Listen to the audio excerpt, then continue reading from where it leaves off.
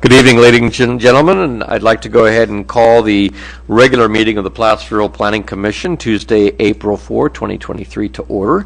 If you'd all be kind enough to join me in the Pledge of Allegiance.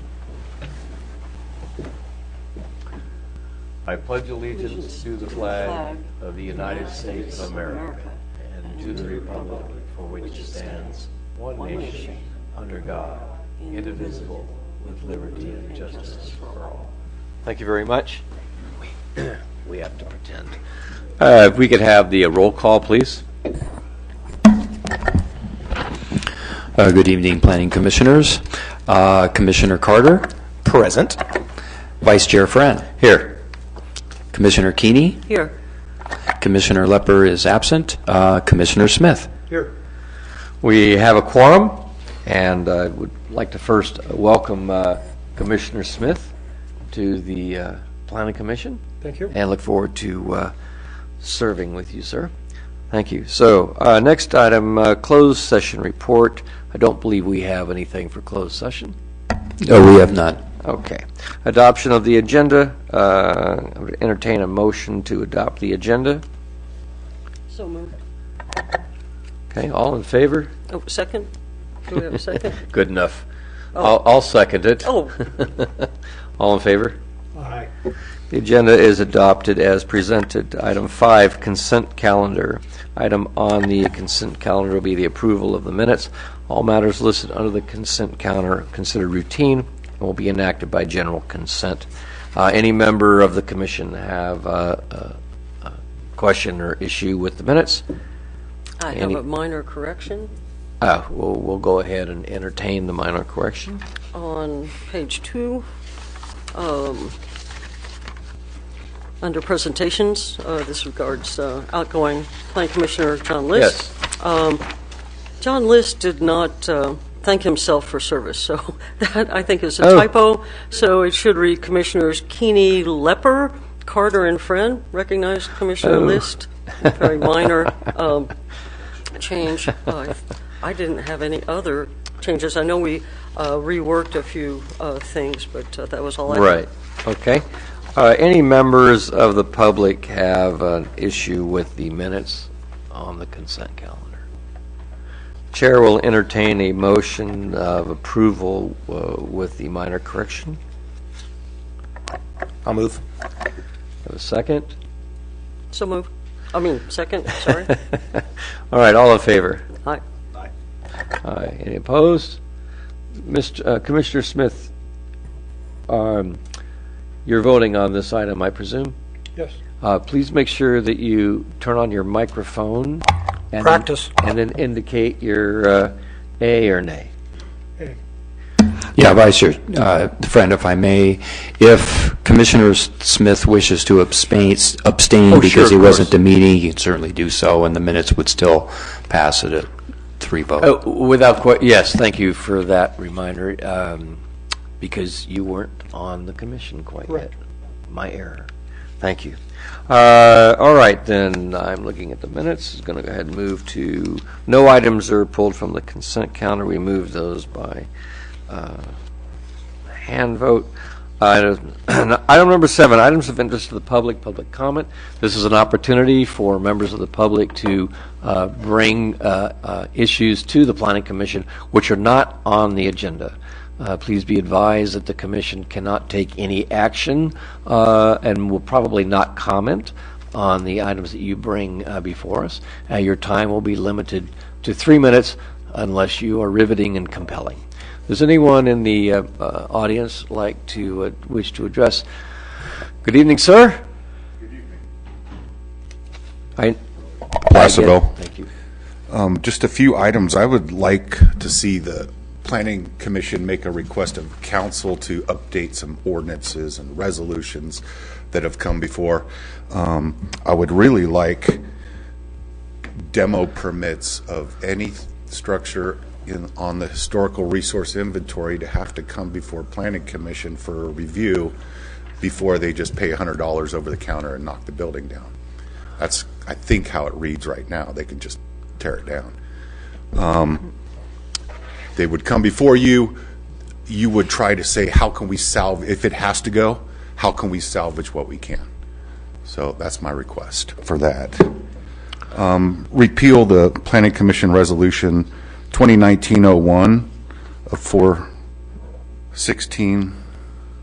Forgot my glasses. Anyway, this was a resolution to start to change an ordinance that I didn't follow if it actually got finished.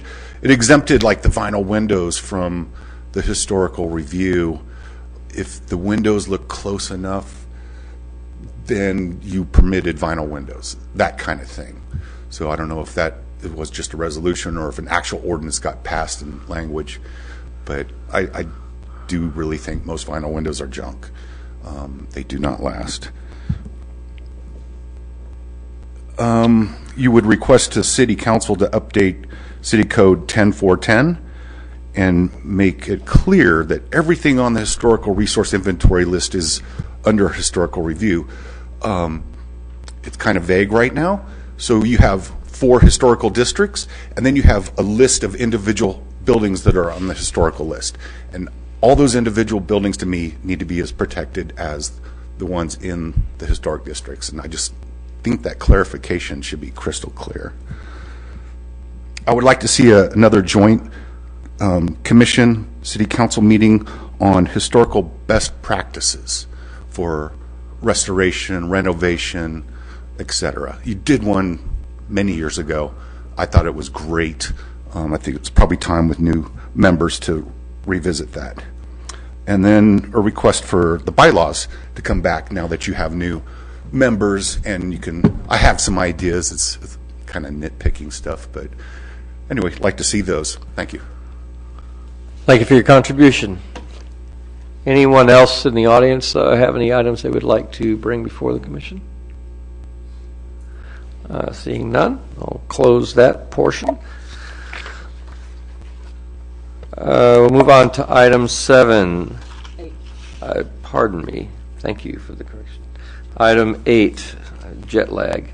Written communications. Do we have any written communications outside of communications pertaining to agenda items? We have no written communications. Thank you, Mr. Rivas.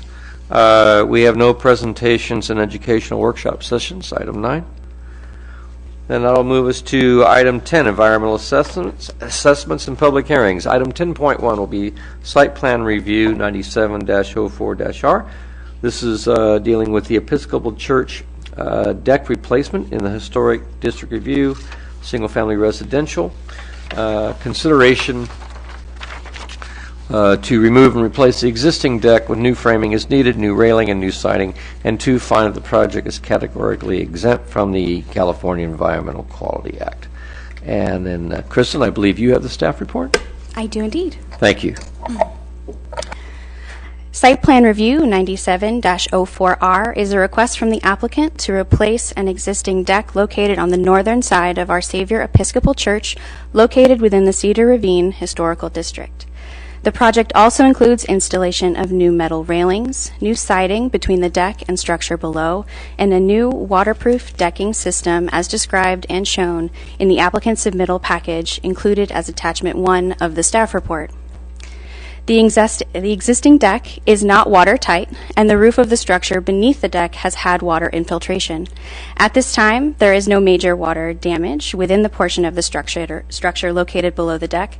However, replacement of the deck and installation of the waterproof decking system is a preventative step to reduce future water infiltration and more serious damage.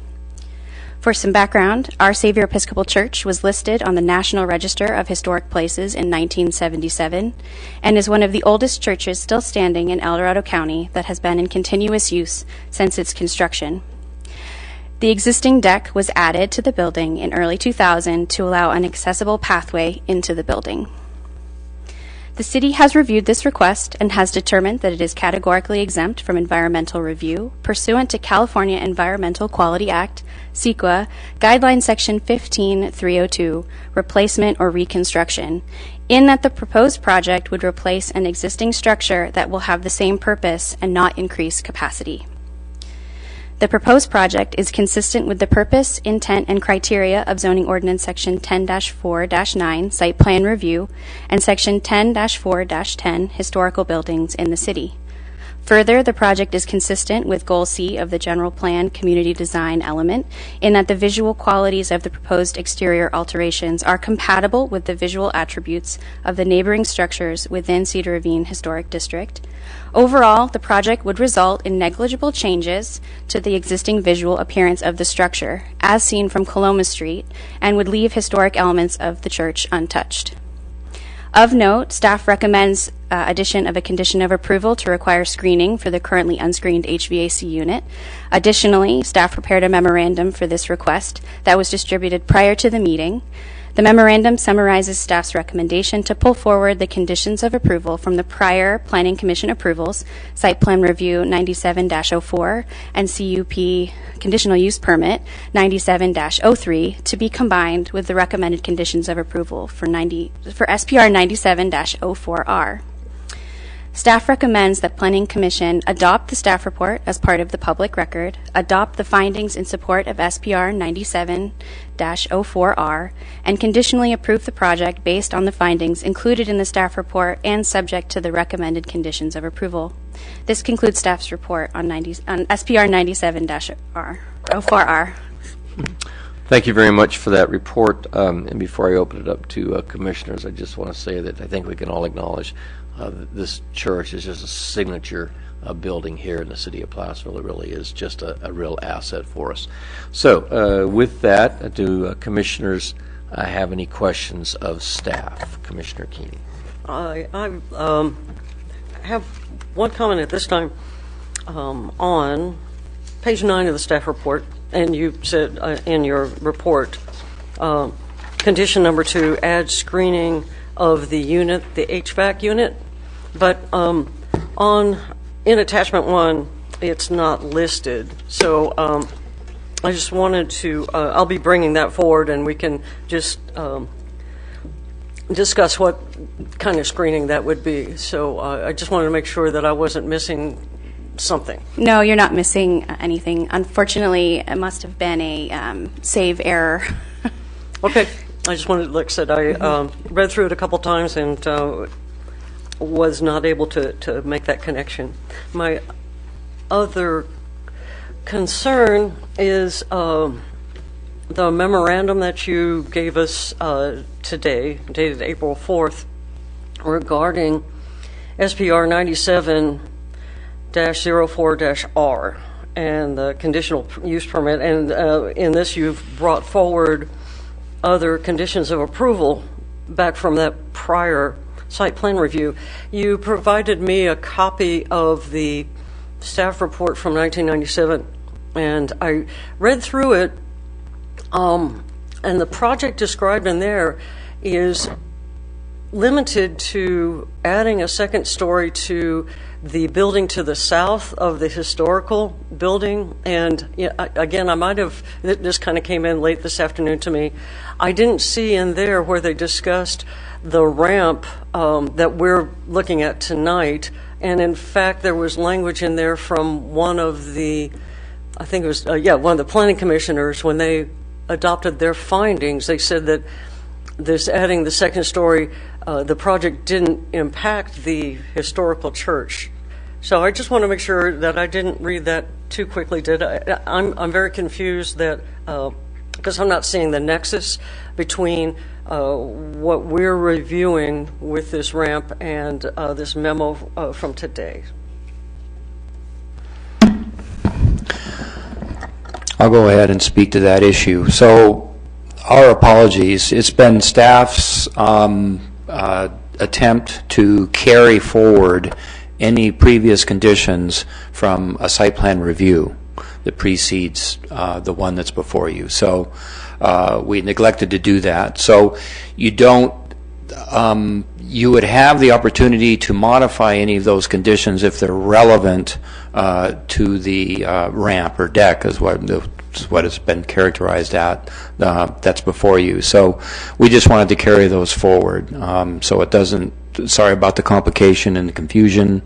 We just mean to do that just for clarity, because in the past, and this is back when I first came to the city would many times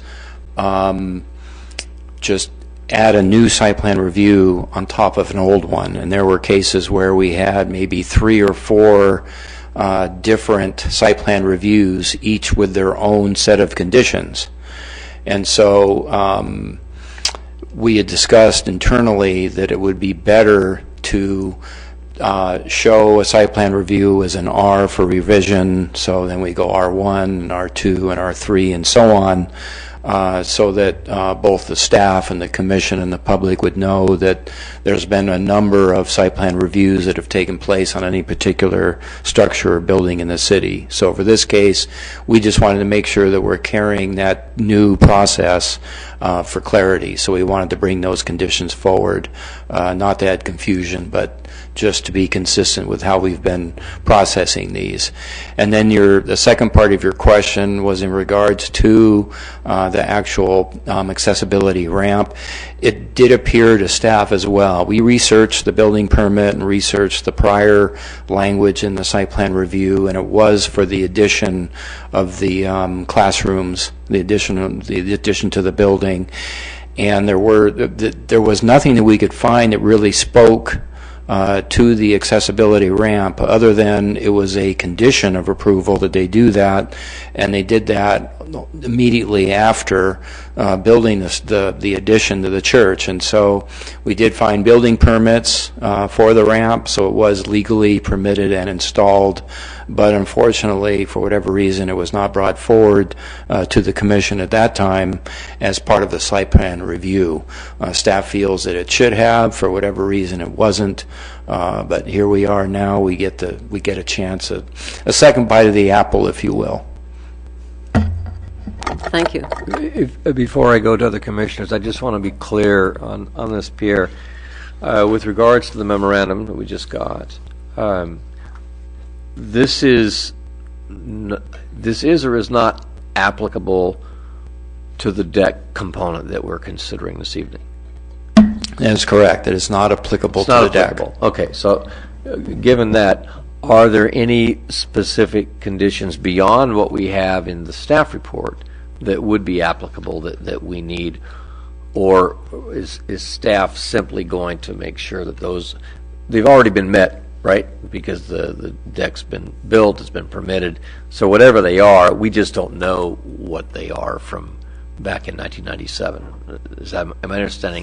Yeah, that would be a true statement. Okay. Staff didn't do a thorough evaluation of the status of those conditions, but they're still relevant and they still would apply. Okay. They would run with the land. And so to your other question then, I think the only condition that I think we want to consider adding would be the screening of the HVAC. Okay. That was inadvertently not placed under the proposed conditions of approval. Okay, and I don't have any major concern. I'm just wondering how we can, for the record, moving forward, how we can make the record complete. And so if you can find those older conditions, they still apply and they were met, but it's a matter of just having a record on this particular site. You could attach them or include them in the file, for lack of a better term. We could do that, or for clarification, and that would be the prerogative of the commission, if it makes you comfortable, we can certainly add an additional condition that all conditions of approval of the original, and we can just cite that site plan review, are carried forward and leave it at that. And so that we would produce a set of conditions of approval that would be the entirety of the conditions that apply to the property. Okay, well, we can consider that when we get to that point. Thank you for that. Commissioner Carter, any questions of staff? So there's no concern about the structural integrity of the roof below the deck, just this minimal water intrusion that we know of at this point? That was what was described to me, some water stains on the ceiling of that structure underneath. There's no requirement for them to get any further inspections or just... No, not that I am aware of. Okay. And then I would just add that they would be subject to a building permit, and at that point in time, then I'm sure that their contractor would be inspecting any of the construction beneath that deck for its integrity, and of course, our own building inspector would be reviewing that as well. Gotcha. And I'm assuming they're probably using the same footings from the previous deck in this new construction, and so they're not changing necessarily the footings or any of the stuff. No, it's just the framing and the decking material, the railing. Yeah. Understood. And then, yeah, the screening of the HVAC. I mean, and, the historic nature of the building. You know, having that conversation with that HVAC unit there seems, you know, kind of ridiculous. This modern HVAC unit kind of destroys the historic nature of that location anyway. So that definitely needs to go forward in anything that we do. So that's it. Yeah, if staff could add, we typically do require screening of HVAC and mechanical equipment on all properties, regardless of whether they're in a historic district or not. Okay, thank you, Commissioner. Commissioner Smith, any questions of staff? No, but there is a point of information for sake of full disclosure. When I walked in, I met Jeff, who is one of the owners of the property next door. I've casually known him for more than a dozen years. My great-grandparents owned several houses right next to this church. My mother used to attend it a century ago. I've been on that deck probably 4 times in the last 10 years. I have no independent recollection of the deck other than the photographs that are there. If anyone wants me to recuse, I'm glad to do it, but I have no financial interest in it one way or another. I think you should be all right, sir. Okay. Unless staff has a comment on that. Staff has no comment. Thank Okay. you. All right. With no other questions or comments by commissioners, we'll go ahead and open the public hearing. Would invite the applicant to present any information to the commission that they would like. You're not obliged to. Any commissioners have questions of the applicant, this would be your opportunity to ask. Is there a representative for the church in the audience this evening? Okay. We're not going to force you. We're not going to force you unless a commissioner has a question. But this is your opportunity if you want to share. I'll try it.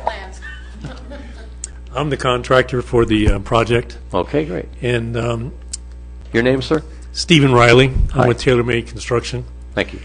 About 36 years ago, I did the steel facade of the siding on the church. And in regards to that, if you were to see the building now, you knew it needed work back then, but everything's been preserved because of the work we did, me and 2 other men.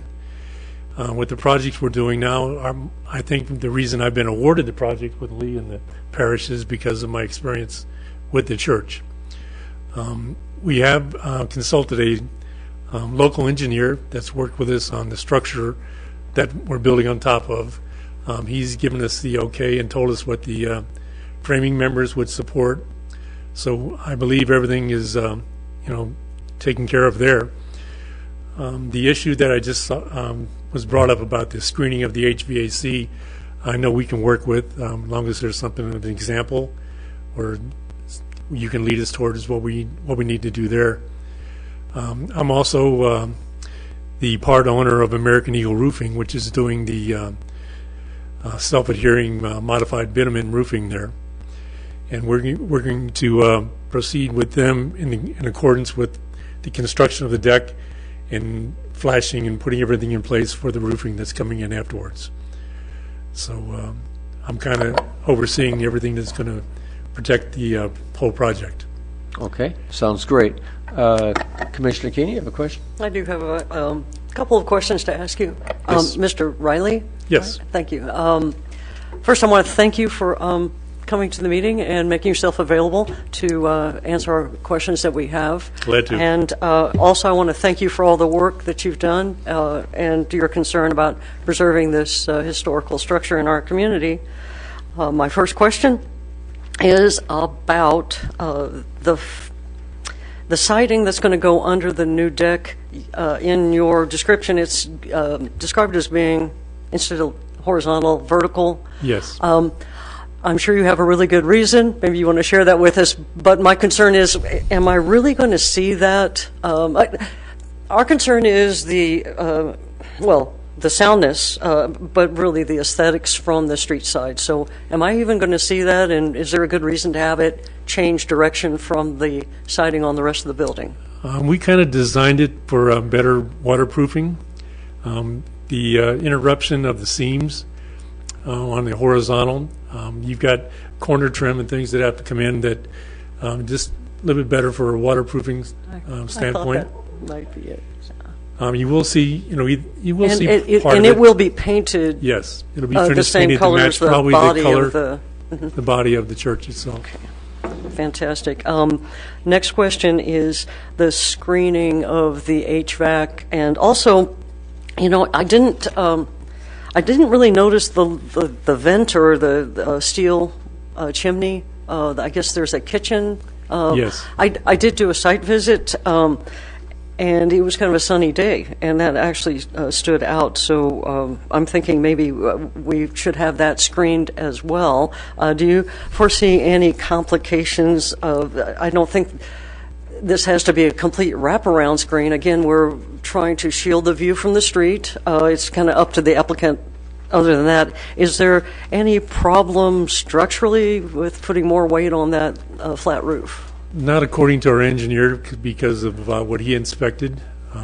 I also had the experience of knowing what was underneath that we covered years ago, explained it to him. Then we went inside the kitchen area and we looked at the layout of some of the framing, and we confirmed that there's enough beef there with columns and overhead beams that we could almost park something big on there if we wanted to.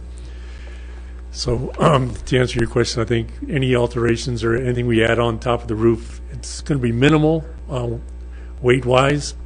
What I'm kind of concerned about is the aesthetics of adding this screen being something also that's going to catch the eye more than just the appliance that's there.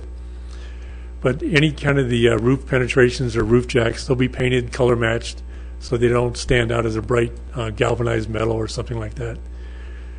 That's kind of standard that goes along with it. We'll be, discussing this, among the commissioners. I myself am of two minds. When I did the site visit, definitely the HVAC should be screened. The aluminum vent, I don't know. I'll see what my fellow commissioners feel, whether we need, and I do appreciate the concern of more roof penetrations. That's always a real concern when you, especially on a flat roof, when you're, the reason you're doing this is to prevent water damage. The roof started it all. Okay, thank you. I think that's everything I have. Very good. Commissioner Carter, any questions? No, you were in my mind. You asked the exact question I was going to ask about that sheeting. So no, I'm good. Thank you. Commissioner Smith, any questions? No questions. Thank you very much. It? Anyone else? Thank you, sir. Anyone else in the audience wish to speak on this project? Okay, I'll defer to Commissioner Keeney. I just have one more question for you, Mr. Rackley. I'm sorry. Flipping through my notes, I came across this. Again, we are concerned with, very concerned with the aesthetics from the street's view, and the other railings on the historical building are white. And you have specified, actually it's kind of a bronze instead of a powder-coated black. I actually am going to suggest that we specify a white railing, and since you've come down here, you can answer our questions. Do you foresee any problem with using a white railing? Was there a reason you chose the color you did in the specs? Just because I believe what we've got in the picture is a dark, so we weren't going to change, but if white is available from the same manufacturer with the same pattern that you're looking at right now in the bronze. So white is available. It's powder coated, has the same warranty. So it is available in white if we wanted to go that The white way. is available, Yeah. okay. And I apologize, I have hearing No problems, problem. so I'm just new to this. Doing fine, sir. No worries. thank you so much. Yeah, Vice Chair Friend, if staff could just just make a comment. Staff actually went out to the site today just to have another look, just so it's fresh in our minds. We provided the commissioners with 3 pictures. One was basically the show that, and I'll go ahead and use my laser pointer without hitting Kristen's eye.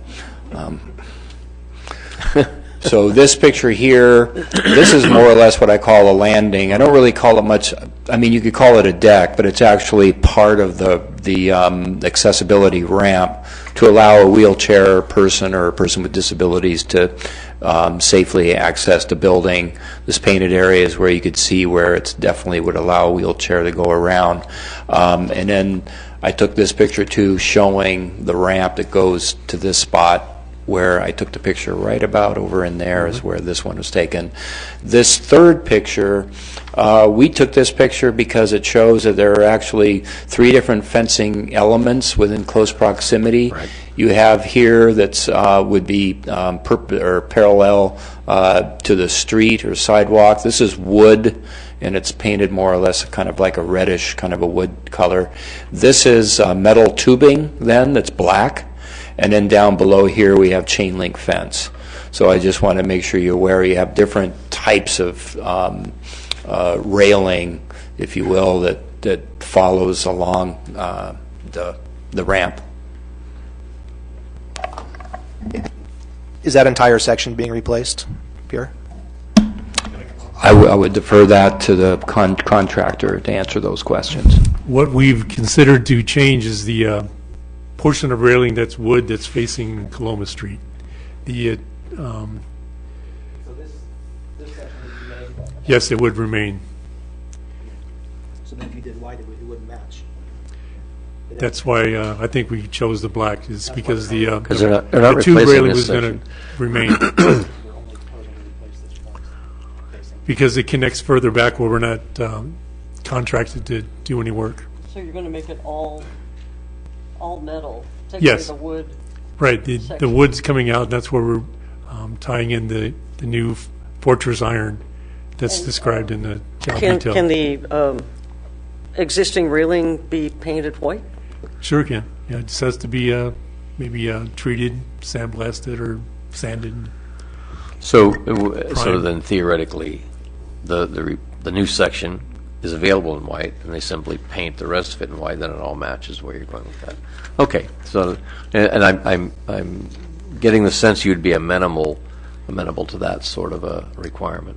Would not hold us back. If that's something you guys Okay. would require, we'd make it happen. Okay, very good. That's helpful to know what our options are. Okay. All right, thank you. And then I believe that there was another person in the audience that wanted to speak on this matter. Jeff Kidder. I live right next door to the church. Mm-hmm. Our kitchen and living room windows open onto this project, and we have no problems with it. This whole situation here started in the 70s. There was originally a house there which died and was torn down in the 70s. So that's when this area came, and everything was grandfathered in from the 70s. And this seems like it's just a continuation of the same look, and we have no problems with it. Good. Thank you for your comments, sir. Anyone else in the audience wish to speak on this project? The esteemed Mr. Drobich is approaching the microphone. Yeah, it was good to hear the roofing material, and if it's the granulated mineral surface, I agree with that, because if the HVAC needs to be serviced, if you had like a TPO, it's very slick when it's wet. So if it is the granulated, that helps a worker get out there safely, service the HVAC. I didn't know if they would ask to increase the deck to put the HVAC on the deck. I don't know if it matters. That would probably, too many cans of worms there. But going forward, you might have to think about too, can you allow TPO type roofing material in a historic district? It's a great product. If you get the right color, you might not even know. For this, I think the railing should stay consistent. To me, black disappears more visually. You can see through it. You can see the white of the buildings and other things. But stay consistent. The square metal tubing I don't have a problem with in black. And for the screen, so HVAC has clearances to screens, and it needs to breathe. And any roof penetration is a problem. It gets very expensive. So if the wall, like if you were going to put a screen to the street, maybe he could bolt something to the top of the wall on the vertical surface with railing, lattice, something. He wouldn't, unless he's going to create like a floating screen that just kind of sits on top of the roofing, and a worker could just move it out of the way to access it. Just ideas for the screening, because don't make them put more penetrations through that roof to put a screen up. Thank you. Thank you, Mr. Drobish. Anyone else in the audience wish to speak on this project? Okay, great. Seeing none, I'll close the public hearing and bring it back to commissioners for a discussion, hopeful action.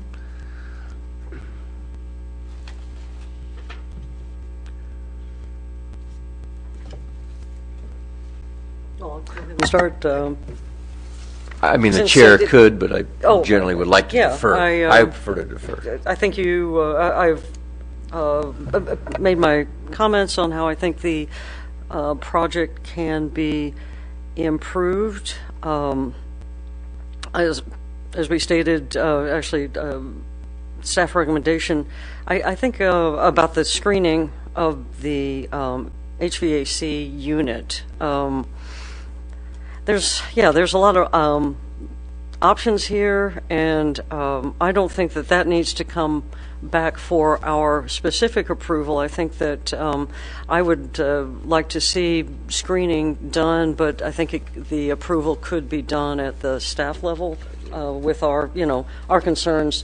I would like, one concern I have is that it possibly has siding that is in the same orientation as the siding on the building, so that it blends in, it's the same color, and just kind of disappears, it doesn't stand out against the siding. My other concern about the siding of the historical building, the hardy board that is proposed underneath the deck. I understand the new orientation. I don't think we're really going to, that's something we talk about, is changing from vertical to horizontal siding, but that's just going to actually probably be shaded by the rest of the deck, and I appreciate that it needs to be in the vertical orientation so that they can seal around it as best they can. As far as the iron rail, I went to the church at the front, and all the other trim that I noticed is white. And in our pictures that we've been provided, I think you can see how this really is kind of a dark element that the rest of the building doesn't have. Now, the new building to the south, that is the Sunday school, they did put in a black metal fence around that, but it has a lot of vegetation around it, and so it's very softened, and so it doesn't pop out against the white siding like this does. And so I think that is important to have that all painted the same color, so that we have this continuous look on the historical structure. Thank you very much. Commissioner Carter? Yeah, I think I would also support that. I see why they went with the color now, knowing that they're not replacing that second section of railing. But I do think that would look significantly better to have it in white. It would be more contiguous with the rest of the currently existing, plus the fence right below it. Everything around it is white. So I do support you in that. I think that's a good idea to change that coloring. I imagine staff has other examples for sheathing for the HVAC unit. What did you guys have in mind for material, or, what's the typical application of that? Well, usually if you look at larger commercial buildings where the HVAC is on the roof, typically you'll see the screening will match the siding that's on the building. So we don't have, unfortunately, we don't have anything to present tonight, but we would look at a type of screening material that looks compatible and matches the siding of the church building. And in regards to the metal, I guess it's a vent, or I'm not sure what it is. I think that in my opinion, could probably remain as it is without sheathing. But yeah, other than that, I think that's how I would proceed. How I proceed. Okay, Commissioner Smith? I echo the same views about the fencing being white, so that it doesn't stand out as it would when it's dark. You're replacing wood with metal, and the wood could easily have been painted white. So that's one of the first points I point out.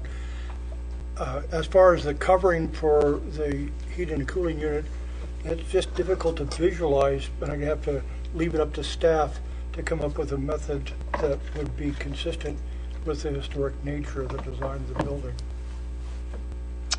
Okay, thank you. Chair is ambivalent with regards to the painting white or bronze, and it sounds like the applicant is happy to accommodate and doesn't present any kind of a hardship.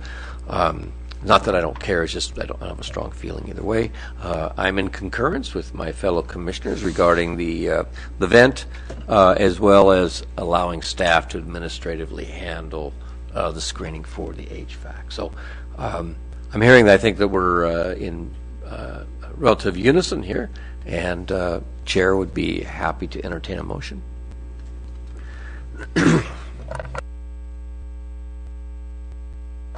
I would be happy to have you make the motion. Work with me to make sure I get all of our concerns addressed. So I will move that we Well, before you make take that the following motion, action as recommended in the staff report dated April 4th, 2023, adopting the staff report as part of the public record and making the listed findings of fact to support the site plan review 97-04-R, including that the request is exempt from review under CEQA, that this is the regards the Episcopal Church, which is on the National Register of Historic Places. The project is consistent with our general plan, and there are a total of 5 findings, and then that we conditionally approve the site plan review SPR 97-04-R with the conditions of approval listed in attachment 1 of the staff report as written, with the modifications under 1. We have 1 through 5. I would like to add 6, that the railing will be white in color to coordinate with the existing railing on the front of the building and other facade treatments, which are also light in color.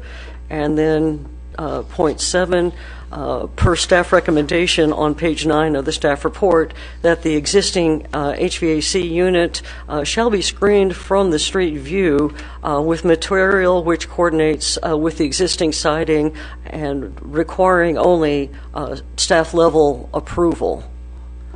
So staff will work with the contractor and the church representatives. So that's under conditional approval 1, and then there are the other conditions of approval, including the site plan review expiration. Those are numbered 2 through 9. Mm-hmm.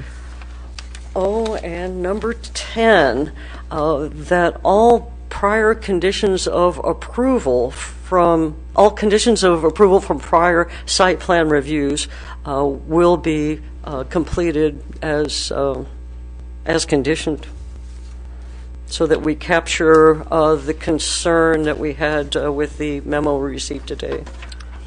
Okay. That is my messy, comprehensive motion. Did I hear Second.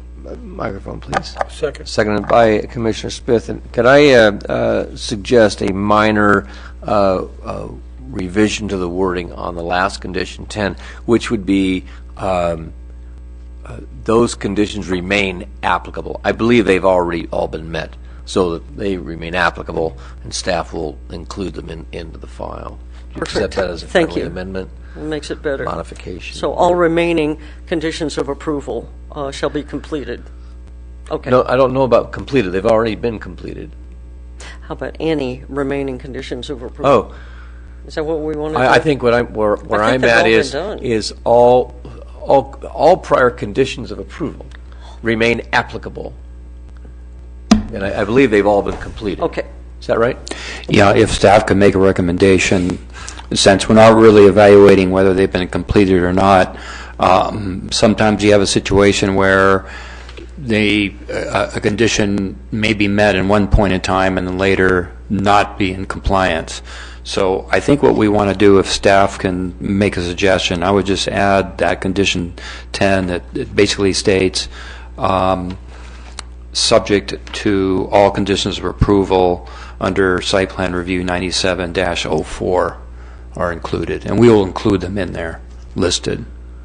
I think that's the intent, right? Absolutely. Okay. You'll accept that language? That's right. Commissioner Smith, you'll again, the microphone, please. Concur for the Going to train you. Yes. All right, very good. Any other discussion on the motion? We have a properly approved and seconded motion. Have a roll call vote, please. Thank you. Commissioner Carter? Aye. Vice Chair Friend? Aye. Commissioner Keeney? Aye. Commissioner Smith? Aye.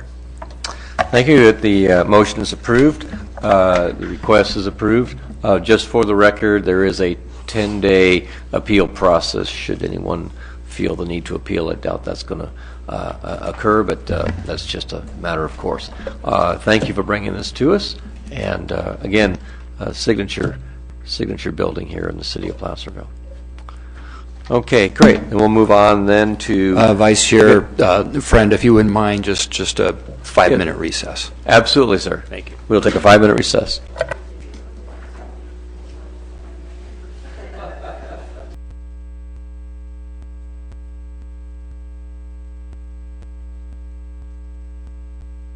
You ready, Ms. Rivas?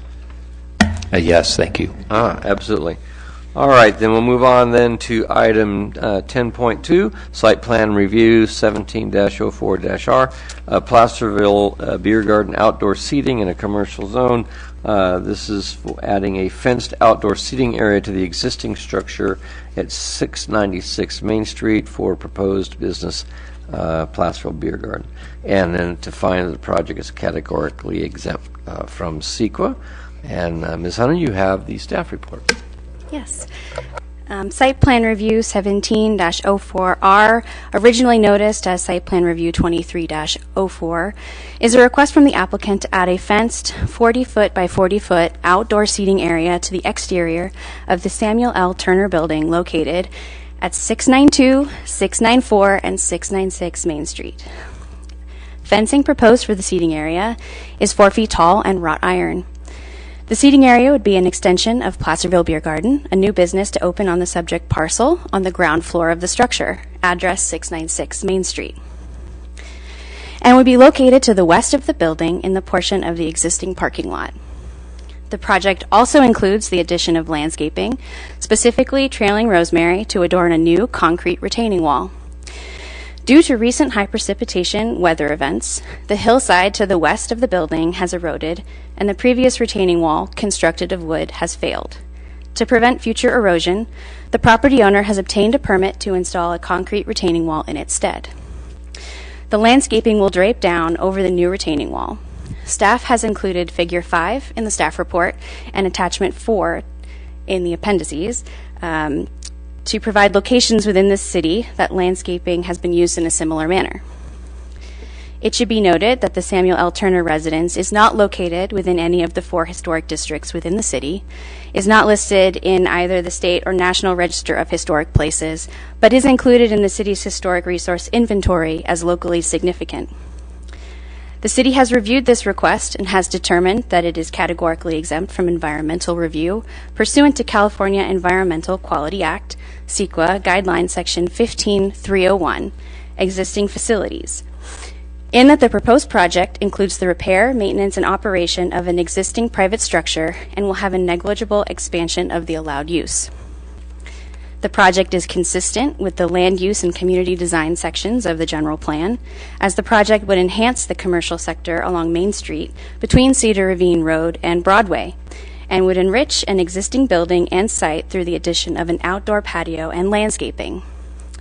It is staff's opinion that the proposed project maintains the existing building's character and relationship to the sidewalk and will enhance the pedestrian experience.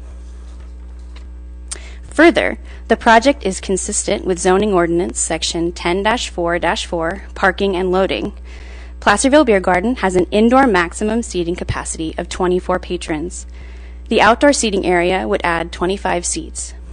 Eating and drinking establishments require one parking space per 4 seats of maximum seating capacity, totaling 12 spaces. This requirement is met on site. Staff has prepared a memorandum pertaining to this project that was distributed prior to the meeting. The memorandum summarizes staff's recommendation to include 3 additional conditions of approval, numbers 11, 12, and 13, to attachment 1 of the staff report. These conditions include requiring parking only within the designated areas of the approved site improvement plan, maintenance of the parking lot, paving to a pavement condition index, PCI, of no less than 56. Staff provided a example of the ratings for Planning Commission. And the installation of a bike rack on site for patrons of the eating and drinking establishment. Therefore, staff recommends that the Planning Commission adopt the staff report as part of the public record, adopt the findings in support of SPR 17-04R, and conditionally approve the project based on the findings included in the staff report and subject to the recommended conditions of approval. This concludes staff's report on SPR 17-04R. Thank you again for a stellar report. Any commissioners have questions of staff? Commissioner Carter? The last recommended condition of approval, the bike rack, that's not a requirement. That's just because it's been done in the past. It's precedent. There is a line item. I think I reference it in the memorandum. It's as part of the site plan review. I think it's general regulations 3R. It pertains to where available and applicable bike racks and bike paths should be provided. Right. And it has been done in the past for previous businesses. I missed that paragraph. I apologize. I see that now. Thank you. Commissioner Keeney? Or Commissioner Smith? I'll give you a delay. Yeah, a couple concerns.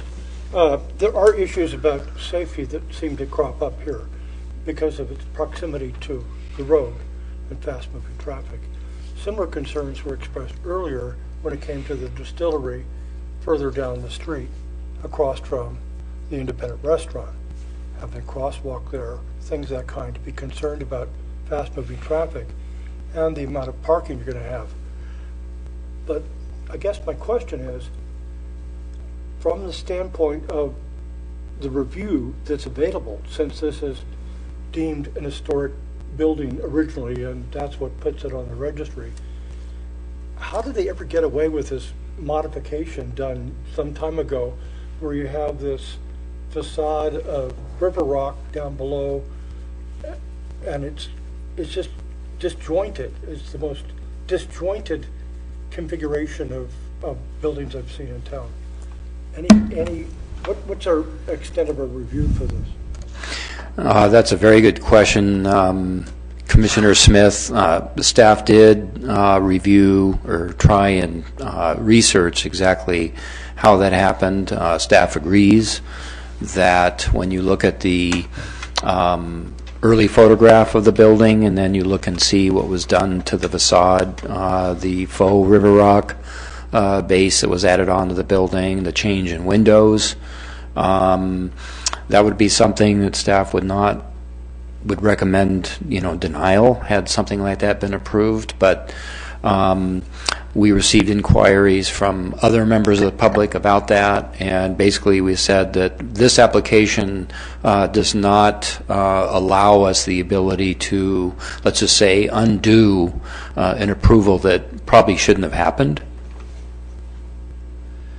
Well, we certainly don't want to impose needless costs on applicants.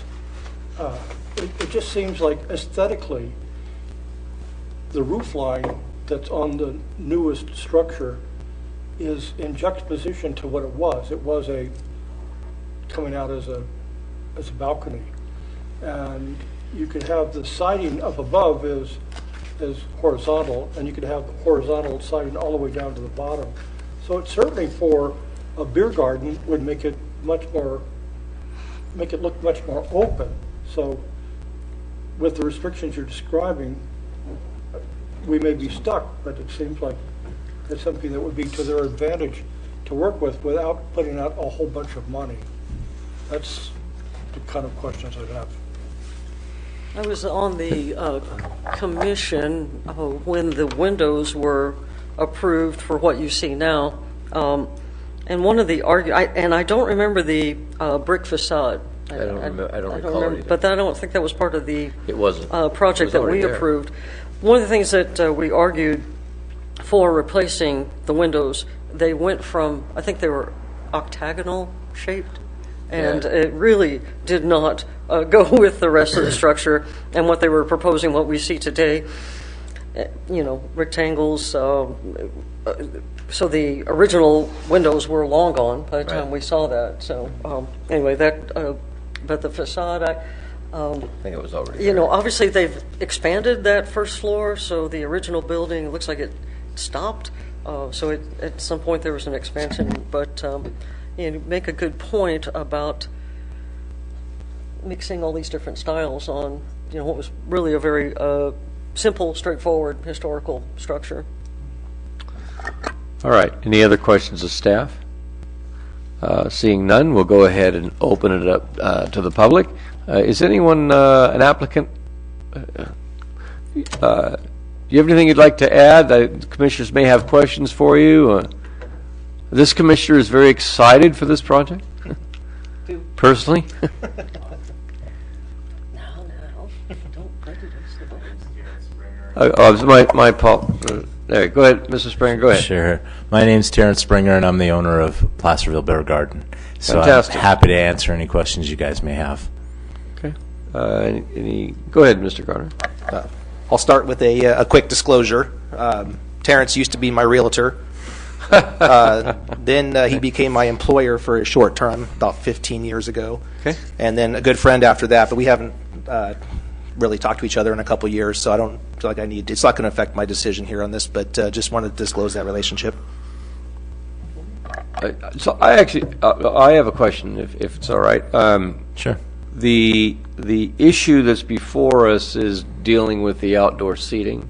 Correct. And the railing. But would you feel if I imposed on you just to describe the business at all? Because we're not talking about the inside, of course. It's outside of the purview of our action this evening. But there's a vast viewing audience that watches these meetings, and so if Awesome. you want to describe what you're planning to do.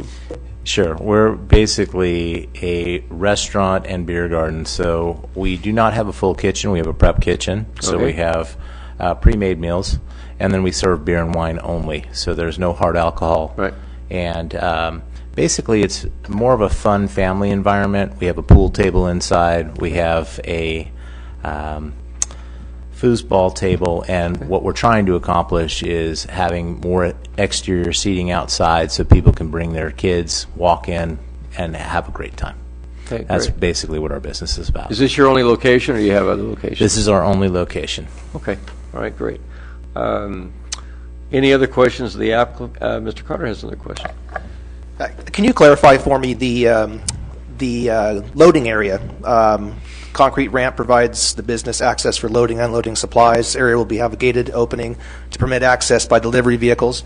So I'm assuming that this is Correct. You're correct. It's on the west side of the building, and so we're going to have a ramp. There's a loading dock there existing. That's the door that says blocked? Yes, that's the door that says blocked, and the reason for that is the fire department required us to put that on the door because that door will be blocked off when we're not having deliveries. Understood. Will tables be left outside overnight? Yes. Or okay. The tables will be left outside overnight. They're going to be picnic tables, basically. The only things that will be brought in at night will be our umbrellas. Oh, gotcha. Let's see. The parking was my other question. You addressed that. I saw the striping was all done. Yeah, the concrete retaining wall. Can you tell me what that's? What's the composition of that retaining wall going to be? Is it cinder block concrete? No, it is poured in place concrete with rebar inside of it so that we never have to do it again. Understood. And then that curb above to stop the water flow? Again, yes, that's the curb is going to be behind the sign that says Placerville, Right. so we can redirect the water from coming down the hillside. One question about that retaining wall. The staff report said it had already been done, and it has not, right? I want to make sure I know where this retaining wall is. It's going to go at the back of the Biergarten area, right? So it will be at the back of the Biergarten area. Right now you have wood It's in going to place. replace that Okay, wood wall, thank you. and it'll be 6 feet tall, so we can have the height required so we don't have the drainage coming back off of that hillside. Thank you. So beyond the rosemary, there won't be any other landscaping in that area? Not that I'm aware of. So we just wanted to keep it very simple, keep the Placerville sign out there bold, and want to make sure people see that. You have some other plants installed. Are you going to keep those, or are you going to tear them out and it's just going to be a bank of rosemary? I think what we're going to do is just keep a bank of rosemary just because I think it's a nice, simple, and clean look, and we're really going for that type of vibe. Okay. All right. Anyone have? Commissioner Smith? I think the idea of your facility is attractive, and it's nice to bring life down to that part of town, and that's good. My concerns have to do with safety, much as it was the case for the distillery down further to the west on the same area. And we had concerns at that time about the amount of parking for staff, things like that, to where you'd be able to have, a safe place for people to park. And then when you have your there's nothing to stop traffic from going east to go over that curb. There is a driveway on both sides, actually all sides of that building. There are actually specific driveways. They're not curbs all the way around, no. How far out does this gate fencing go to the street? How far is it from the... So it stops before the sidewalk. So we're going to keep it on the blacktop so the sidewalk will not be deterred in any way. Well, so for me to be more clear then, if it is just beyond the sidewalk, that's about, what, 3-4 feet? Correct. Okay. It's going to be basically 1 foot past the existing steps that are there currently. There's a door with 3 steps that come down to the blacktop, and we're going to basically enclose those that door with the railing and have it go across the blacktop in front of the street, so it will not impede any of the sidewalk at all. Right now, just below Highway 50, right next to Highway 50, where Canal Street is and Spring Street, they have fencing that's supposed to block off and protect pedestrians on that sidewalk. And it gets crushed with people supposedly going only 40 miles an hour. So what about putting bollards or something else along that fencing area to protect from the public being injured in that kind of fashion? Because it only has to happen once. I'm unclear of what you're asking. Okay, so looking up here, and it's the first diagram on the left. And what Mr. Carter's pointing to is that fencing, and the traffic's going to be coming from west to east. You just simply have the fencing to stop a car. That's all. Okay. Is it possible to add a bullard? A board? Are you, just speak, Commissioner, are you concerned about cars jumping the sidewalk and crashing into the building? Yes, into the garden, Into the dining area. dining area. I think what he's referring to is a bullard would be one of those concrete or metal, 3 or 4 foot high, just essentially just to protect against a vehicle. Yeah. I have one that I've actually have several through the parking lot. I was going to cut them down and remove them. Those are but I can- those red posts, right? The that are red kind of- posts are concrete filled. I was going to remove them to put my fortress railing in, but I can leave those if that's going to make. Isn't there a utility pole in that vicinity also? There's a utility pole at the corner of Sheridan and Main. So that would provide a level of protection. That utility pole is kind of in the general vicinity of where you're talking about a vehicle coming from that direction. So that might offer some mitigation of that danger. It's already existing. Just as a thought. I mean, I guess, let me just, we should deliberate this separately when we get to discussion, but I'll just make the comment that if we look at the independent restaurant, for example, they have outdoor seating right there on the sidewalk. If we look at down close to the bell tower, there's outdoor seating. We don't provide any special kind of protection. So I would be concerned that we're kind of creating a condition that, it's not being applied to other areas where there's outdoor seating. And so that's kind of a discussion for us, I think, when we get into it, to the motion. But from my perspective, to kind of keep things in perspective, I think we need to keep that in mind. And again, I would probably be more concerned, although this type of business, I think, being family oriented, I have no concern at all whatsoever. But let's say Biergarten, okay, so what is the concern?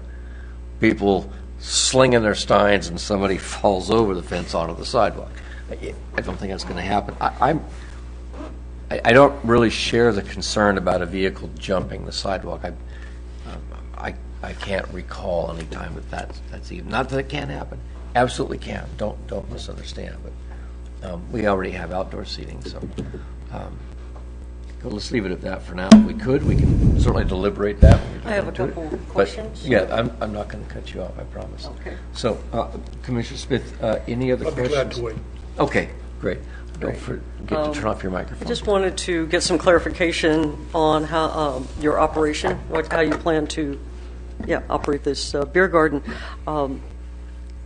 Are you planning to have any outdoor lighting? Not currently, no. No? No outdoor lighting No outdoor currently. lighting, okay. And how about music? There's residences up the hill. I'm a little concerned about noise. Yeah, we have no outdoor speakers. The only speakers are inside of the bar itself. So no outdoor music? No outdoor music, no outdoor lighting.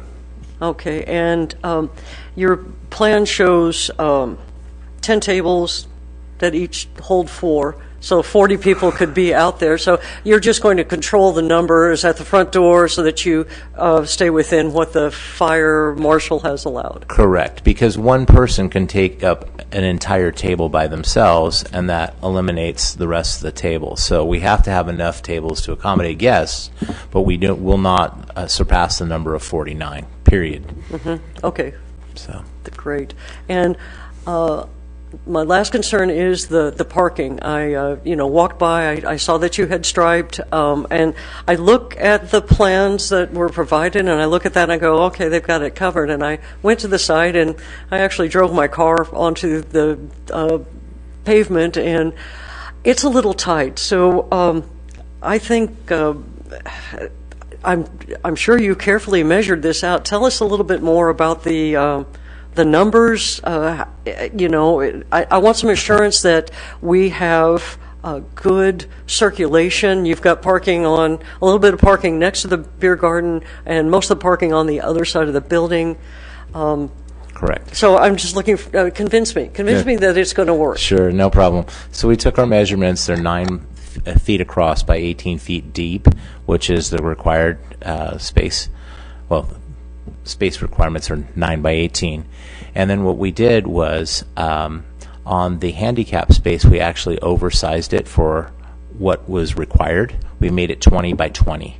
So you can actually park the car in, and if you're in a wheelchair, you can get around the car easily.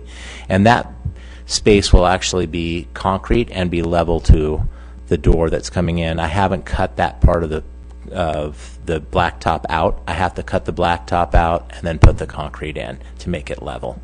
So as far as how we wanted to see the flow of traffic, we were thinking that we would not only get people coming in off of Main, but we'd have people coming in on both side streets, Sheridan and, is it Turner? That's right, for Turner Street. Yep, Turner and Sheridan.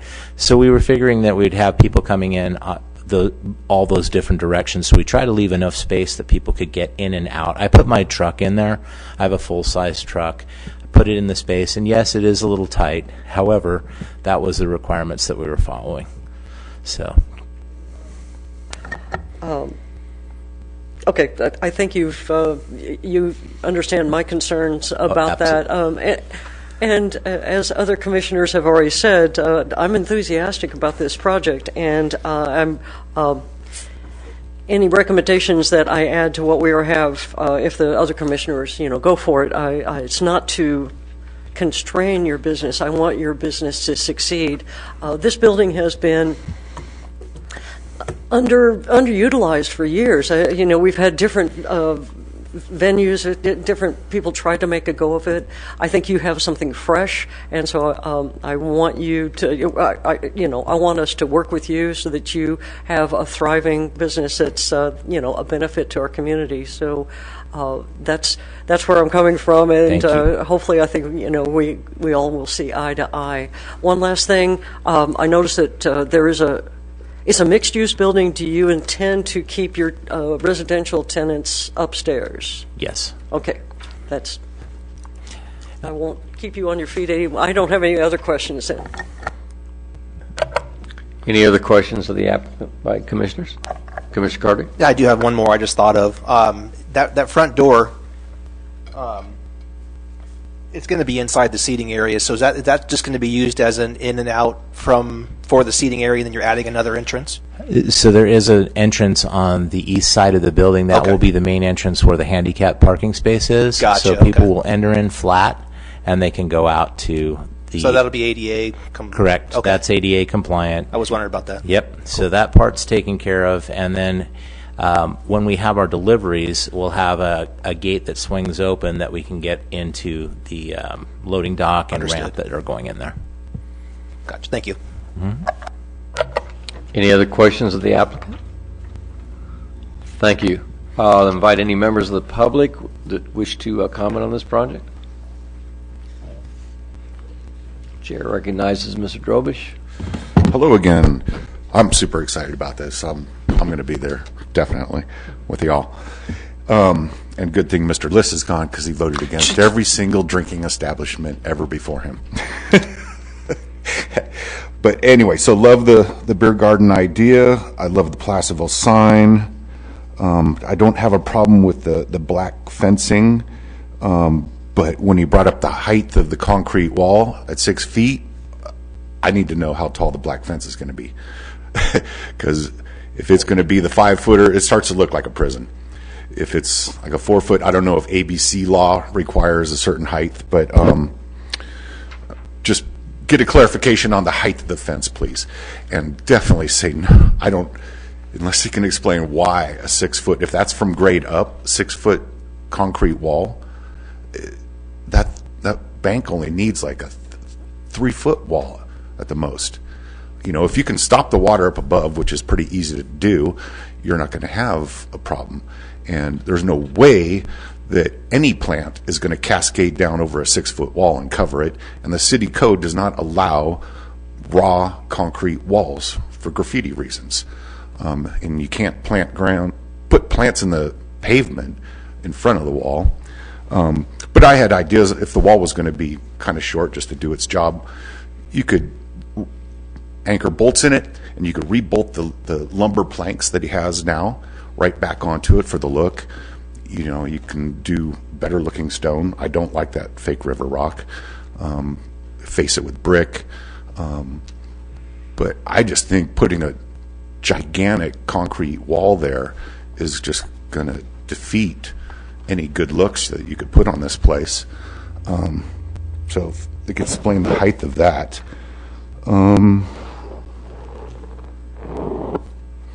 Because the wall isn't built yet, I don't know if it's been engineered, but I also had a thought, what if you built the retaining wall and engineered it in a way that you could build another little deck back into that bank, and you can gain more seating area and gain a parking spot if you reduced the outdoor seating area and then created a seating area basically over the bank. But that would start to get expensive. And I don't know if the fence can be dressed up a little bit, some little, for the historic district, a couple of fancy finales on top of the fence posts. The idea of a bollard, I get the protection. So the city has bike racks in the bulb outs. It's just a post with 2 loops on it that you can bolt your bike to. So what if you sunk those right just outside the fence, and it would kind of act as a bollard? It would be a very compact bike thing, because I looked at it, where are you going to put a bike rack?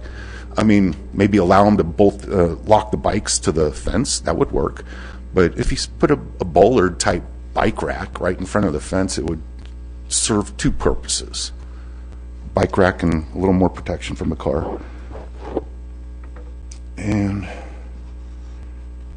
the parking up above seems to be 90 degree, and in the pictures it shows 2 spaces parallel. So it makes more sense the way they're using it now. I don't know if there's any reason the city won't allow it. There was like 3 or 4 cars up there, all 90 degrees to the fence, to the Placerville sign. And it seems like they can get more parking spaces that way instead of the 2 parallel parking spots. So I don't know if there's a reason for that. Oh, I don't know if this applicant owns the car wash lot above. I don't know if it matters, having more parking up there after hours, or can make an agreement with it. And I suppose people, if we know these establishments, when they are going to bring in a lot more vehicles than the code requires in parking, on-site parking. But I don't know if they have to have an agreement for parking after hours across the street. There is a crosswalk right there, and I believe a light at night, so it's safe to cross the street if they're parking across the street. Because that was a discussion you had for the distillery that's going in at the old Outbreak. Where's the parking going to be, and how can they safely get to and from?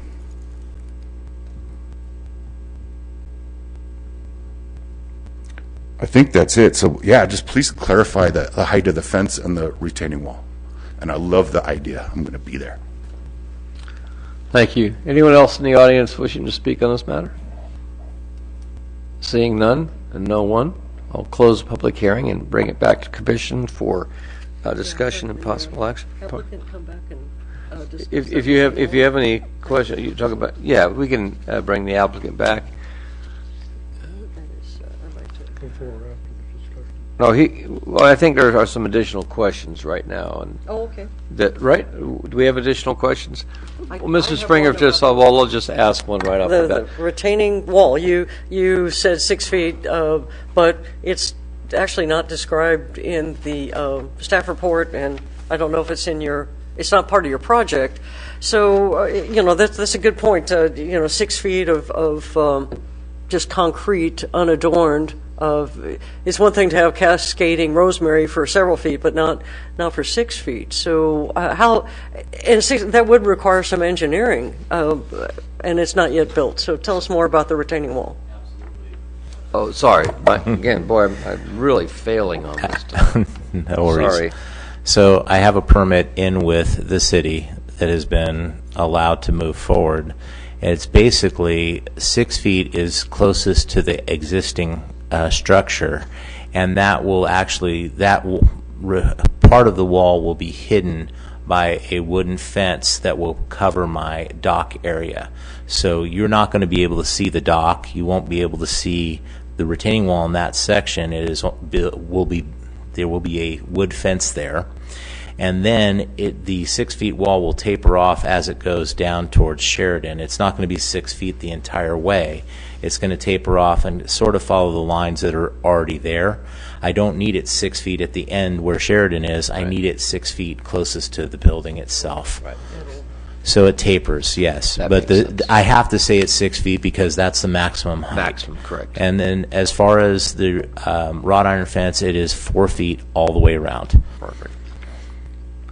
That's what I gathered from the photograph. I presume the photograph was representative, and for balance, that looks absolutely perfect. Thank you. Yeah. And as far as any finishing of the wall, if you would prefer stucco or you would prefer a colored concrete, I could do that as well, whatever needs to happen. Sometimes we can actually do like a stamped concrete to make it look like a wood or brick or whatever. It's just the structure itself has to be poured in place at one time once we have all of the steel members in place. I can't pour it in sections. I have to do it all at once. Have you given thought to the placement of this bike rack that they're asking you to add? Actually, I was just thinking about it now when you mentioned it. I hadn't thought about it, but I would assume that would go to the left of the existing door by the stairs. There's plenty of space to put bikes in front of the building that are far enough away from the sidewalk. Yep. We still have plenty of blacktop there that we could put a bike rack in, no problem. That's easy. We were going to leave that area open for motorcycles, but I'm sure we can accommodate bicycles and motorcycles if somebody had one. That works. Any other questions of the applicant? Thank you, sir. No problem. Oh, that brings it back to us for discussion and possible action. Can we open up for more public comment now that we've had him address those questions? Okay. I don't think so. I don't think so because he actually answered the questions that we had. Yeah. So I'm going to turn to Commissioner Smith. I'll start with you. Do you have your comments? Here are my concerns. You talked about the traffic we already have downtown for some outdoor parking, outdoor dining. One of them would be sourdough. For your attention, right next to it are bullards that have been in there for maybe 10 or more years. They've been knocked down consistently. Those are big, heavy bullard. I will put in a records request tomorrow so I can get the specific numbers for future value. The other restaurant, the pizza restaurant, is around the circle. So traffic's only going about 5 miles an hour at the most. I'm sorry to interrupt, but if we could have the commissioners speak into their mics. Oh, sorry. Yes. So you need to be speaking into your microphone. Sir. Okay, thank you. Our training course begins now. So this is a serious problem because of the risk of public safety. And we're only talking about 2 or 3 bullards on the east side as you come up.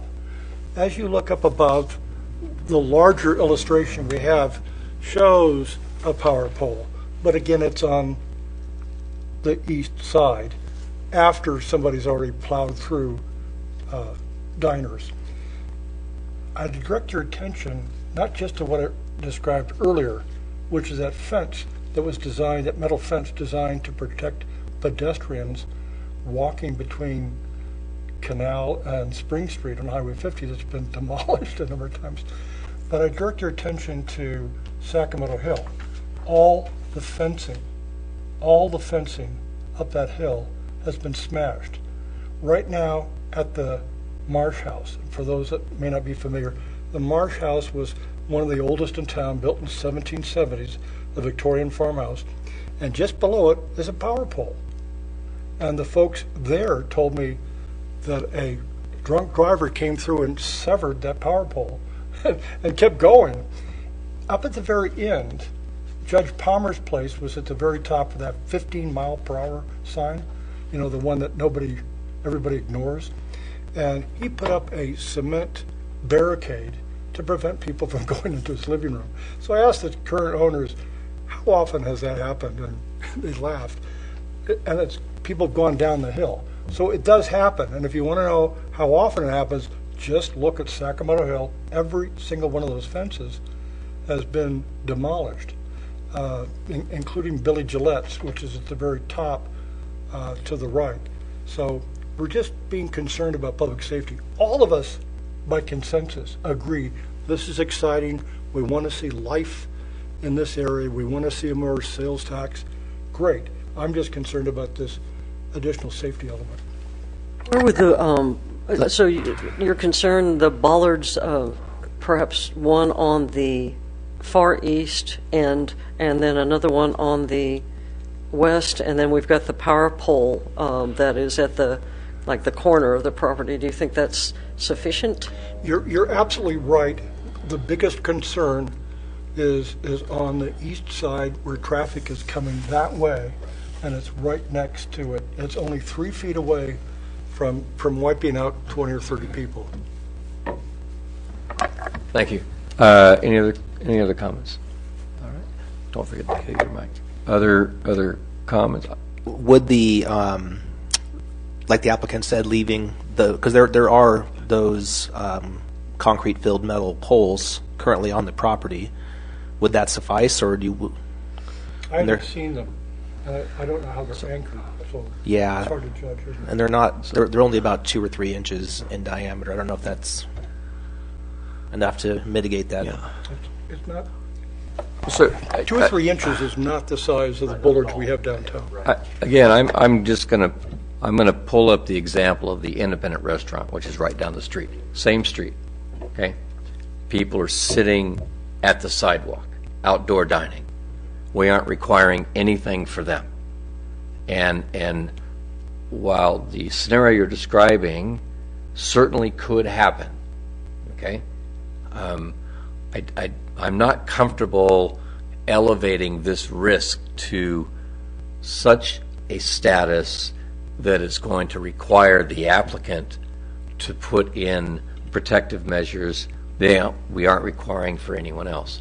And my understanding of the bollards that get knocked over on Main Street is because people are not very good at parallel parking, and it's really not because people jump the sidewalk. So I think the scenario is a little bit different. So I'm not comfortable adding this requirement. I don't have a safety concern. Not to say that something couldn't happen. Something could happen. There are a lot of examples where things could happen. So I'm just not comfortable with I it. just ask if you'd correct my memory, but I think for the Make sure you independent, speak in the mic. You're doing well, but make sure you don't get too far away. my course is improving tonight. Yes, sir, you're doing well. Correct me if I'm mistaken, but my memory is that the outdoor dining for the independent has a retaining wall, stone wall that's, a couple of feet wide. No, I'm talking about right outside the main entrance. There are a couple of tables. Oh. They're right there on the sidewalk. Oh. And so, first of all, and for the record, obviously, I don't dismiss safety, number one. Number two, I do think speeding on Main Street there is an issue. And on multiple occasions when I was at Outbreak, I was really concerned about how fast people were driving. That's legitimate, okay? And maybe we can talk to the city about some other measures for traffic calming or something along those lines. So I don't want you to think, Kirk, that I'm totally dismissing this. I'm not at all.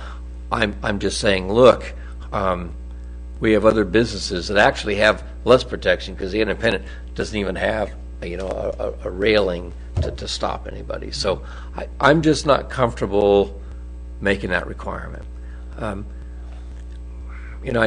The applicant, maybe his insurance agent might say, you can probably get a better rate if you put a big old cement bollard here, and I think they would probably take that into consideration. So, does the independent have parking immediately in front? And the next question is, would this facility have parking in front? I think technically parking is allowed. There's no parking signs posted on Main Street. That was always kind of an issue with with Outbreak as well. You could park right there, and it gets kind of narrow. It's not restricted. So theoretically, people could park there. So anyway, other comments or possible motion. And again, I think just for transparency,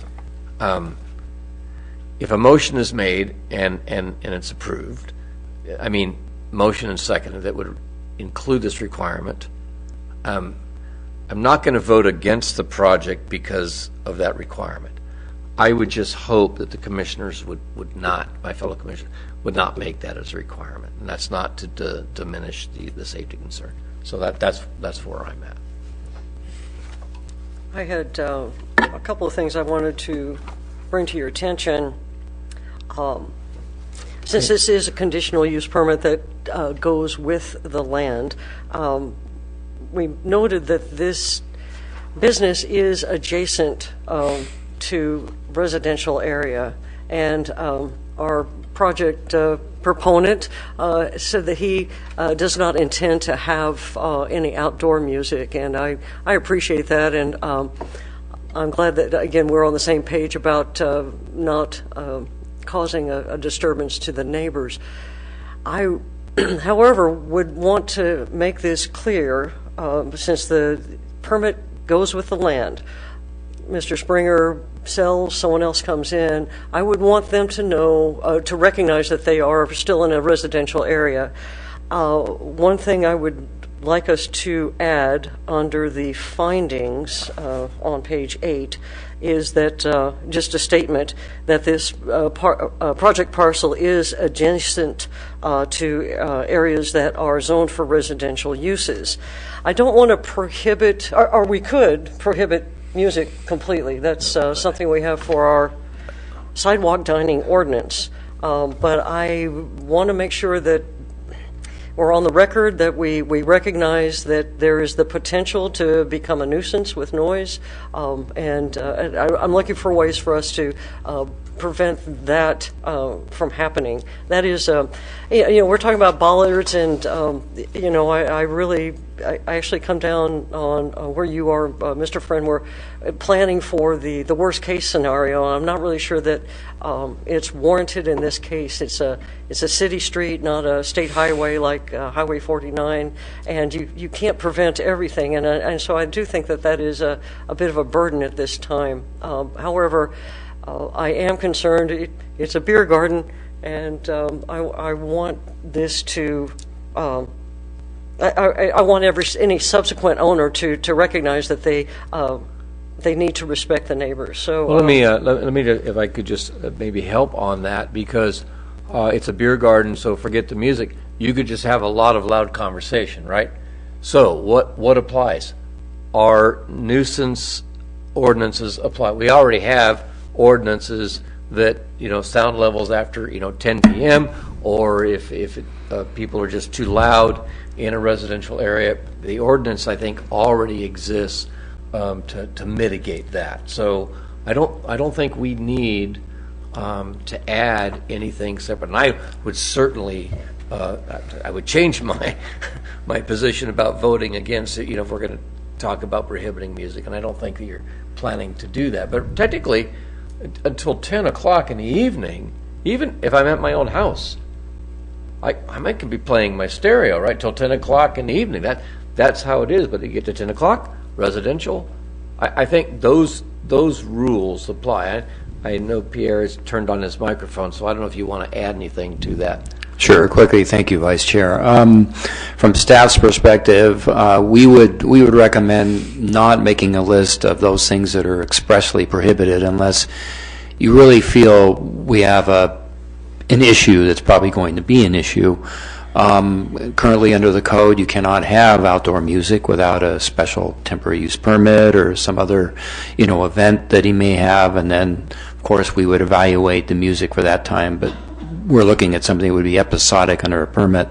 Outdoor music isn't permitted, so as an eating and drinking establishment, he could have some music inside, as long as it's not permeating onto the outside.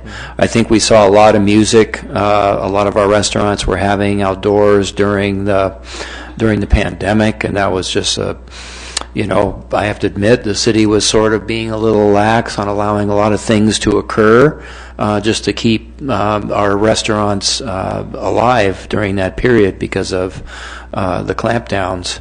And then the safety issue, well pointed out. You can look at many of the businesses that have outside dining or people walking on the sidewalk. There's no bollards to protect them. You could look at Sweetie Pie's, has a large outdoor patio area with a wrought iron fence around it. There's no bollards there to protect an errant vehicle. The posted speed limit is 25 miles an hour. I think when you have parking that I think is allowed on both sides of this section of Main Street, when you have parking that constrains the width of the roadway, it tends to have a traffic calming effect, and so it's probably going to slow traffic down and not speed it up.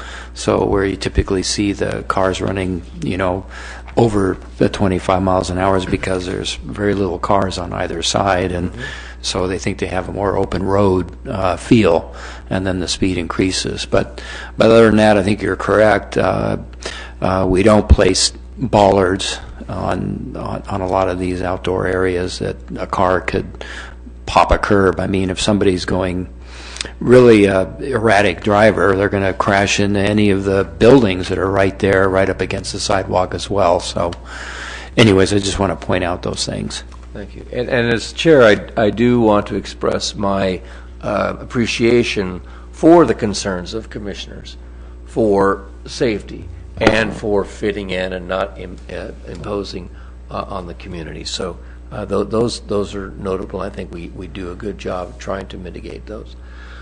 So, Commissioner Carter? I think I'll give a motion a shot here. I move that we adopt the staff report as part of the public record, that we make the following findings in support of SPR 1704-R, that the request is exempt from CEQA, that we conditionally approve SPR 17-04-R located at 696 Main Street based on the project information and findings included in the staff report and subject to the recommended conditions of approval included in Attachment 1 and the additional conditions of approval included on memo dated April 4th, 2023. Is that your motion? That's my motion. We have a motion. Do we have a second? I'll second. I also have a couple of amendments, if you would. Well, the chair will recognize discussion on the motion. Let's see. Under recommended conditions of approval,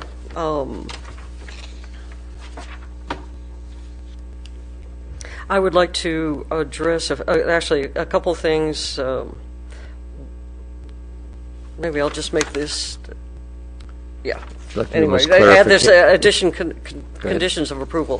One would be that the retaining wall, although it's not a part of this discussion, the project proponent did offer to do stucco or stamping to alleviate that, even though it's not going to be a monolith of 6 feet. I appreciate that. I think it would add a nice aesthetic to the area.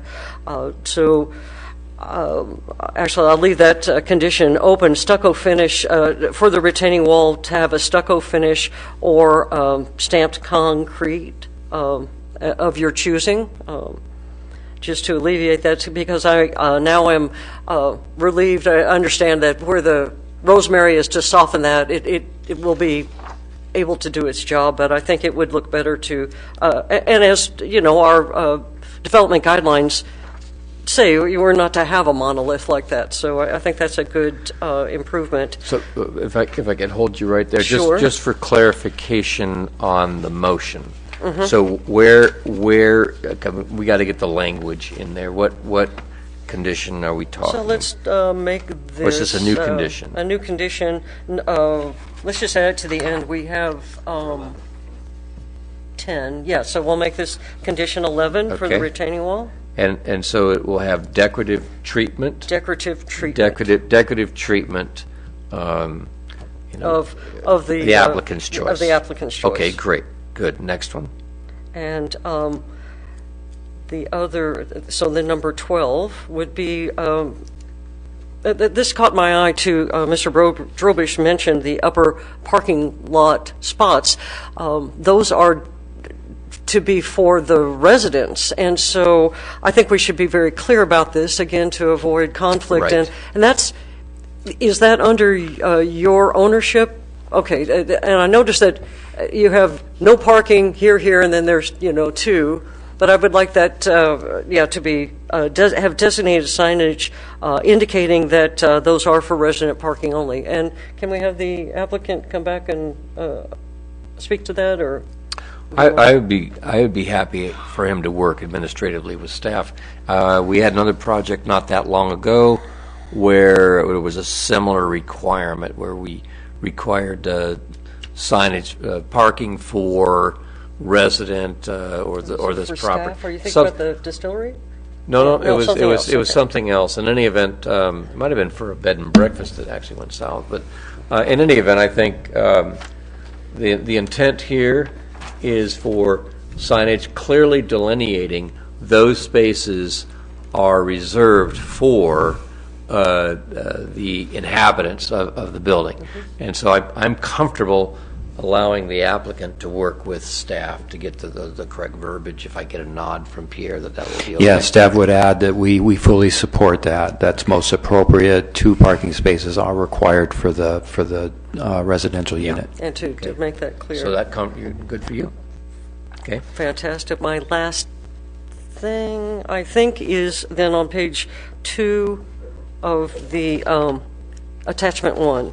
There's a mistake. I just want to strike under building exterior SPR 17-04.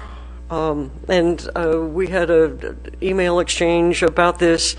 So number 1, then bullet point number 3, exterior fascia improvements, Rayleigh's number 422. I think that is just a cut and paste or some ghost in the machine.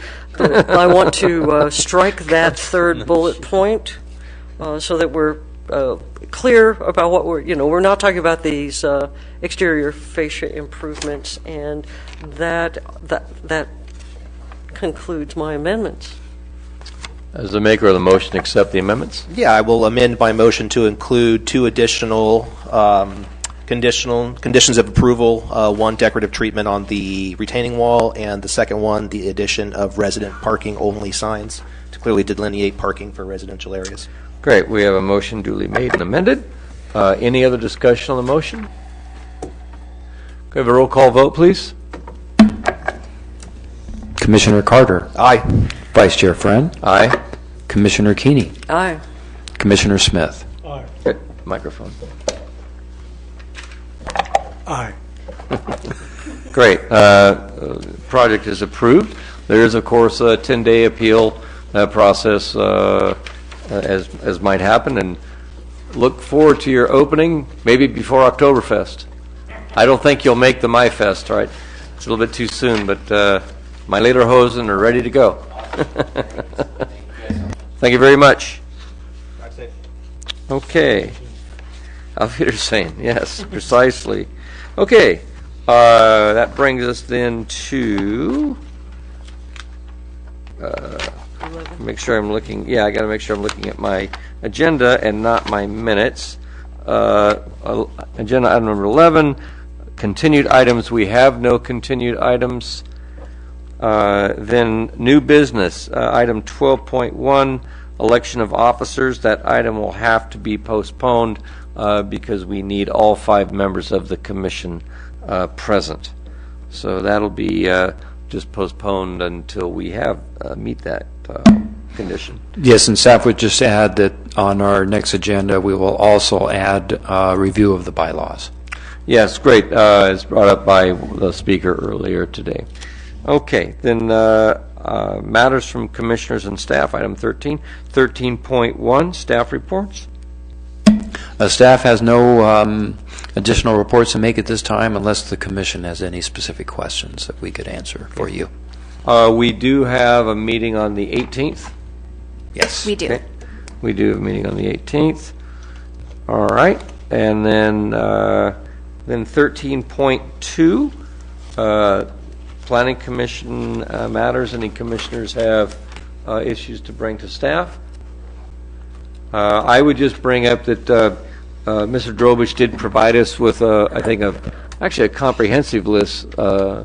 Frankly, thank you for that, Mr. Drobich. And actually, if you would get a refined version of that to staff, I'd like to see staff review and consider that in addition to a revision of the bylaws, because some of those seemed pretty interesting to me and appropriate. So, okay, if there is no other business, then I'll move that we adjourn this meeting. It looks to me to be 7:47. Thank you. Thank you.